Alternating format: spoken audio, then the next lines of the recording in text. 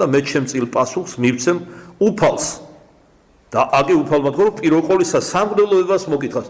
პეტრე მოციქული როგორც გვასწავლის არაერთი წმინდა მამა სამღვდელოებიდან დაიწყება განკითხვა ამასოფლის. რატომ? ვისაც მეტი მიეცა, მას მეტიც მოეკითხება. მაგრამ ჩემი განკითხვა შენ გაგამართლებს სოდვებში? როგორ სინდისი არ ქონდა, სინდისის ხმა არ იყო შენში? უფალი არ მოვიდა შენთვის. თავის ტკივილებში არ დაგიარსა საფრთხო ეკლესია, სულიწმიდა არ გარდამოვიდა, არ ახარ ნათელღებული, არ დაგაფრქვია უამრავი სიკეთე ხორციელი თუ სულიერი.